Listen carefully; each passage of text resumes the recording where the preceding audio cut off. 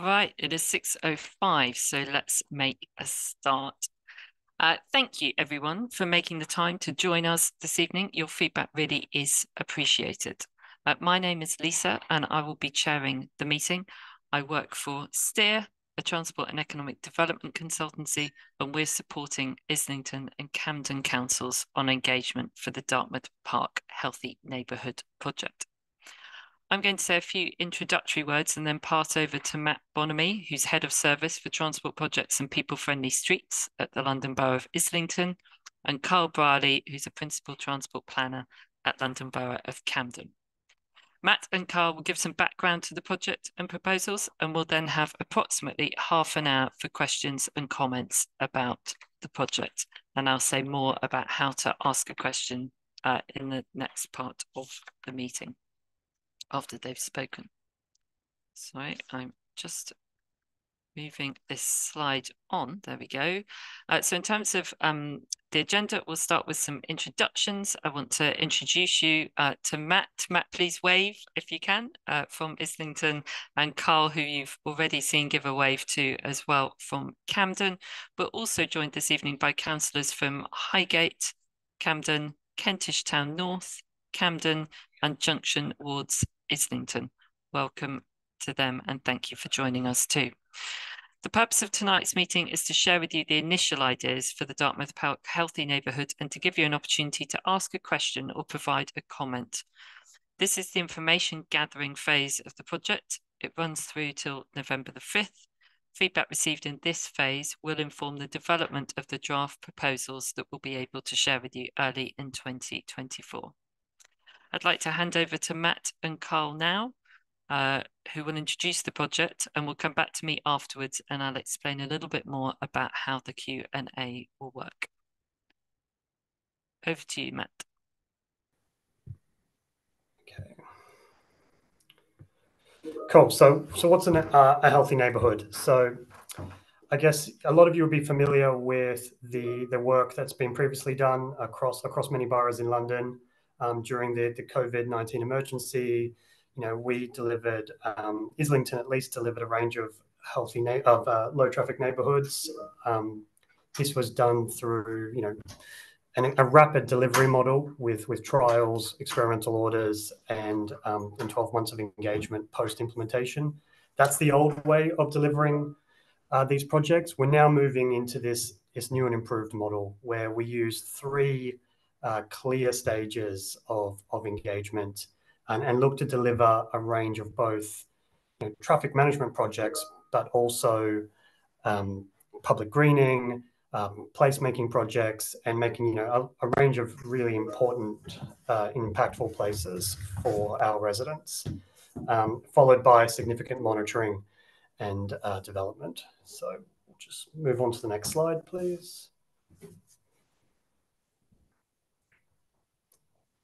Cool. So I guess I'll talk through a little bit about the different elements of what we think a livable neighborhood can be. So a livable neighborhood for us, you know, it's a place with, you know, great community spaces, places where our neighbors can meet, places where people can relax, places where we enhance the spaces around shops, businesses, and places especially for children and families.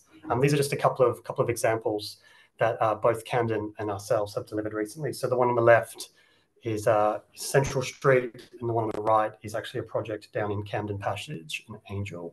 I think on the next slide we've got a few more images just to give a bit of an example. Again, another Camden project, a really good one here. It's the Streetery project down in Charlotte Street, and the other one is in Queen's Crescent, which is another great Camden project. You can see some really innovative use of space to create these, you know, social health and well-being spaces. Okay, let's move on. Okay, so green space and biodiversity. You know, this is really important to this work as well. You know, we know we are dealing with both a biodiversity and climate crisis, and, you know, there's a lot of really opportunistic things we can look at when we start to develop a healthy neighborhood. So new green spaces, new green infrastructure, you know, increasing tree canopies, lowering the heat island effect, you know, increasing biodiversity, exploring innovative drainage opportunities like SUDs and other projects, Again, we've got a couple of pictures on this page just as some examples. So this is Vorney Street, Vorney Road on the left, which is up in the north of Islington. And then we've got Camden's Savernake Road as well, which is a really great little greening filtered project there that I really like, actually.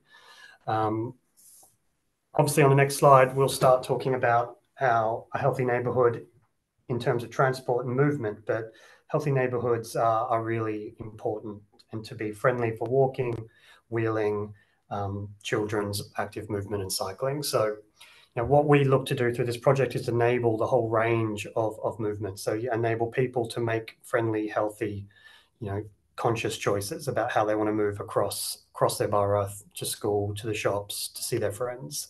And we really think a really important part of this is creating places that entice people to walk. So, places that have significant greening, as we've talked about before, places that have, interesting pieces along the journey, whether they be spaces for play, places for culture, places for interest. Again, some really great projects here, which we can see. I think one of them is, I think it's Camden Road, or Ferdinand Street in Camden, and the other one is Ambler Road Primary, which is a main road school street that Islington's recently delivered.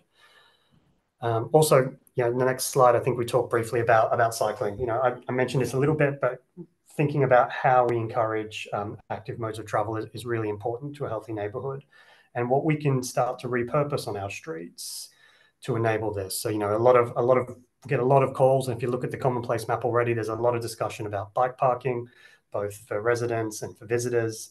And there's some really nice innovative ideas that could flow out of this. I guess the reason for me speaking about these ideas about what a healthy neighbourhood is to almost inspire the type of things that you can place on the map that I know Carl will talk about later. So just some things that we've seen in other projects. Islington has done a number of livable neighbourhood projects now, and I know this is Camden's first, and we're working in partnership with them. Just some examples about how we can move forward and see what's out there for you. Next slide, please. So a little bit about policy context. So I guess, I've given you a bit of an overview about what we think a healthy neighbourhood is, but in terms of why we're doing this work, I want to speak a little bit about that. So Lisa, if you can jump to the next one. I guess this all stems from both boroughs' transport strategies. So, Camden's healthy streets, healthy travel, healthy lives plan for 2019 to 2041 specifically says, Camden should be a clean, vibrant and sustainable place with walking, cycling and public transport as the best way to get around the borough, and no one should experience poor health as a result of the air they breathe. It really mirrors the work that Islington's doing, so it's really nice to work in partnership with Camden on this. Our transport strategy, got us by a year. Theirs is 2019, ours is 2020. We didn't copy it, I promise. Our headline in our strategy is, that everyone who lives in the borough has an equal opportunity to thrive through reducing inequality, tackling climate change and air quality, and providing more opportunities for improving health and well-being. So very similar things. So you can see that our headline strategic policy here really embeds these ideas of healthy neighbourhoods and creating great places for our residents. I'll go into a little bit more detail in the next couple of slides, and then I'll quickly hand over to Carl to talk more about the local context. So the air pollution is one of the reasons that we're looking at this work. Both Camden and Islington have some pretty great action plans and air quality strategies here. For a start, we know that 40% of the nitrous oxide and 25% of the particulate emissions, that we breathe on a daily basis, is from transport, specifically road transport. And it's one of the reasons we're looking at this project. These particulates, there's the things that are killing us. They cause respiratory conditions, premature deaths. They're things that we need to really keenly consider when we're looking at a lot of this work. Both of these plans are very clear in what their objectives are, and it really is to reduce our residents' impact or exposure to these poisonous pollutants. Okay, so the next slide, specifically climate change. We all know what climate change is, and I won't dwell on it too much. But again, both boroughs are really quite nicely aligned in this outcome. So, both we have a net zero carbon plan. we both specifically acknowledge how places and transport play a really important role to encourage our residents to be active, to encourage healthy and sustainable travel modes as one of the many ways that we need to act on to impact the inevitable climate change emergency that we're rolling quickly into. So again, these projects play a really important role in starting to mitigate that. I guess just on the last two slides for me, so public space equity. This is something else that I think we don't always consider enough when we start thinking about how our streets look and feel. So for example, in Camden, 64% of households don't own a car, and in Islington, it's 67%. So, the majority of people within both of these boroughs are not car owners. So, but we know that cars on our streets take a disproportionate amount of space. Well, a car is very important for many people, and that should not be forgotten. But we also acknowledge just how difficult achieving some of these goals are without tackling some of the negative impacts that we see in car-based travel within our boroughs. So again, something important for us to consider. It's also it's really clear that the majority of people that own cars are not the poorest people in our boroughs. The poorest fifth of households are less likely to have access to a car, where the richest fifth almost always have a car. So again, it's about equity as well. It's like, how do we want our streets to be fair? How do we want our streets to feel? And how do we want to ensure our residents all get to share in the prosperous boroughs that are both Camden and Islington? Cool. I'll talk a tiny little bit more about traffic dominance and then health and well-being, and I'll hand it over. So, traffic dominance, again, I spoke about the equity issue recently, but, again, traffic dominates our public realm. The most common, this is a really terrifying stat, to be honest, but the most common non-natural cause of death for a child between 5 and 14 is being hit by a vehicle. I mean, that's just a little bit terrifying. Road danger acts as a significant barrier for people to take up, significant walking and cycling as part of their local journeys. And again, from the things I've referenced earlier, walking and cycling is going to play a big role in the climate change emergency. And we know, that there's significant fears about using this. The road danger creates significant fears, and that's proven in the statistics that we've captured. And this is an Islington stat, so apologies to Camden residents. 32% of road casualties are cyclists, despite cyclists only making up 5% of all trips. So you can see there's a danger there. You can see there is a project there in terms of increasing, safety for this group of road users. So again, something we're really keen to see how the residents of Dartmouth Park think we should address some of these issues. Last slide from me, I promise, and then I'll hand over to Carl. So just a bit about health and well-being. Again, how important that health and well-being is for our residents. A healthy neighbourhood in itself should be a health and well-being neighbourhood, right? It's a healthy neighbourhood is a place where all of our residents can do the activities on a daily basis that they need to do to be able to choose what mode they need to use. We know that over a quarter of adults and half of children, in both these boroughs are not meeting the recommended daily intake of physical activity. That's a little bit terrifying as well to me personally. And at the heart of this project, and I'm really honest about this, at the heart of this project, it's not about traffic restriction and it's not about placemaking. Well, it is about those things, but what it's really about is about creating neighbourhoods and streets that encourage both social interaction and support physical activity for the long-term health and happiness of our residents. And I think that's where we need to kind of focus our attention a little bit. So I'm going to hand over to Carl, I think on the next slide, to talk a little bit about both the histories of what's gone on previously in this neighbourhood and what the next steps are in this process. So I'll hand it over to you now, Carl. Thank you. Thank you very much, Matt. Lisa, Matt, can you hear me? Perfect. All right. Well, thank you very much for everyone joining. I want to run through a few slides quickly and get to the questions and answers. And I just want to give a bit of a local context to the scheme. So could you go to the next slide, please, Lisa? So this is the project area. It's, as Lisa outlined, it's a bi-borough project. So Islington and Camden are going to work together on engagement and working towards a scheme in this area. It covers 2 wards in Camden and 1 in Islington, that's already been outlined, but the area is bounded by the northeast to Highgate High Street and Highgate Hill, to the west by Highgate West Hill and Highgate Road, to the east by Junction Road and Fortis Road. Next slide, please. The area has two neighbourhood forums and neighbourhood plans. There's a plan for Highgate and there's the Dartmouth Park neighbourhood forum plan. The plan for Highgate talks about improving public transport connections to neighbouring communities to reduce traffic, noise and pollution. And the Dartmouth Park Neighbourhood Forum plan talks about specific improvements. It goes into detail about specific improvements, including some I'll talk about in a bit. And then it also highlights in their area there's a strong desire to reduce through traffic. Next slide. Out of the Dartmouth Park Neighbourhood plan, the Dartmouth Park Neighbourhood Forum undertook some engagement with local people supported by a transport planning consultancy. They did some engagement events through the early part of 2021. I'm sure some of you will be aware of those, but this is linked on our website. What came out of that process was a design charter. And that design charter consists of 15 elements that when combined, they represent a set of parameters that local residents agree that any scheme in this area should need to work within. I don't want to focus on going through all of these because they are in the public domain, but one of the main requests of that was for an area-wide scheme that improvements should not just apply to one or two streets and that they should look at the area as a whole. Next slide, please. So the website that we have launched has a project background. So essentially what I'm going to talk about now is a summary of that background. I've just highlighted in red where that can be found. If you go on to the next slide, that is the text you will see.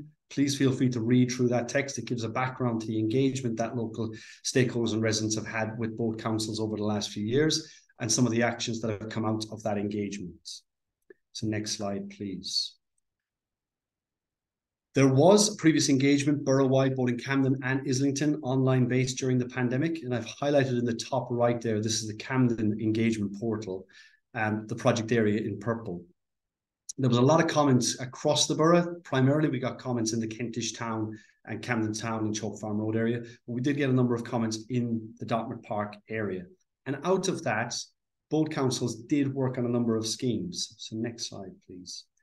I won't go into detail on all these schemes, but I just want to give you an idea of some of the healthy neighbourhood style schemes that were introduced in the area. So very recently, if you've been up to Pond Square, the bus stand is no longer in use. So Camden have put in some planters there and looking to move forward with the pedestrian improvements in that area. Residents may also recall in 2020, we launched a scheme on Swains Lane with the aim of reducing through traffic. That was introduced under an experimental traffic order, and we did a public consultation on that scheme, and that scheme was amended based on the feedback we got. In 2021, Brookfield Healthy School Street was introduced, and in 2022, new zebra crossings were installed on Swains Lane and on Highgate West Hill at the roundabouts.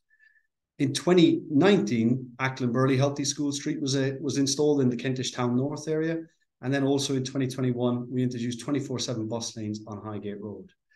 In Islington, the Hargrave Park Primary Health School Street was introduced across two streets in Islington, and very recently, St. Joseph's Primary Main Road Healthy School Street, which I'll show some images of in a second. So we skip to the next slide, please.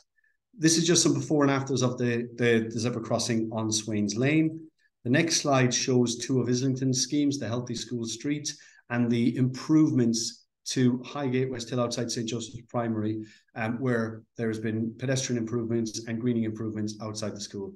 I appreciate that red brick picture. There's no planting in that yet, but the planting has now, it's planting season now, so that has been installed. So public realm improvements outside schools. Road in that street, because this is essentially what a healthy neighbourhood street looks like or can look like. There's loads of elements in this street which align with the healthy streets, the healthy neighbourhood proposals. So firstly, there was a healthy school street installed, and that covered that area. It restricted access at certain times for the school. Secondary to that, the slip road was also closed at the corner of St. Albans and Croftdown. That's a temporary scheme that will be improved with permanent greening and pavement build-outs over the coming months. Additionally, there's electric vehicle charging points. We have a borough-wide electric vehicle charging point network, and there's a double bay on Croftdown Road and a double cycle hanger bay on Croftdown Road. And finally, Matt has already shared an image of the other side of this, but this is the entrance to the school. So these are the sort of improvements we're looking to make across the area. There's increased cycle parking, greening, a raised table to slow down vehicles and improve the pedestrian crossing experience getting into the school. So that's kind of a background to the schemes in the area. I would implore you to read the background that's online because it gives details of all of these schemes.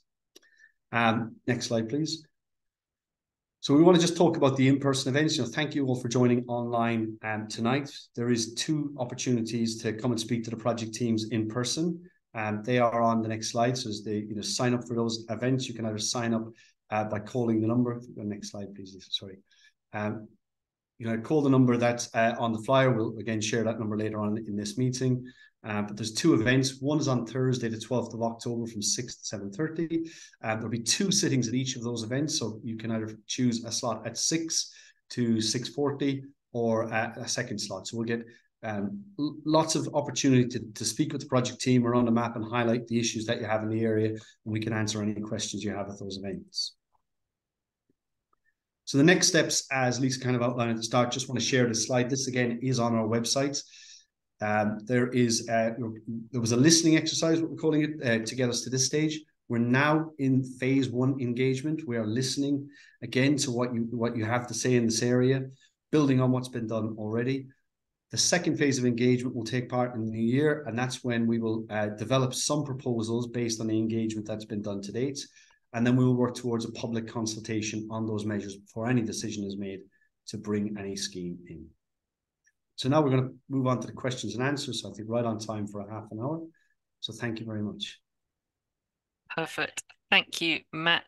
Thank you, Carl, for bringing that to life. So as Carl has just said, we will move to the Q&A session now. As I said at the beginning, spoken questions will be responded to in this meeting. Any questions that you are typing into the Q&A, we will answer, but outside of this meeting and at a later date. So if you'd like to ask a question now, please put up your hand and we'll come to you. In the interest of time and allowing others the opportunity to speak, please keep your comment or your question to under 1 minute. And I'd really appreciate it if you could say at the start whether it is a comment you wish to make or a question. I'll be taking questions in batches of 3, and I'm able to see on my other screen, so apologies when I look that way. I'm able to see what order you've put your hands up, so I'll be coming to people in the order that hands have gone up to ask a question. There clearly will be a range of opinions, so we really do ask people to respect the views of others and hear those opinions. This part of the meeting is not being video recorded. We've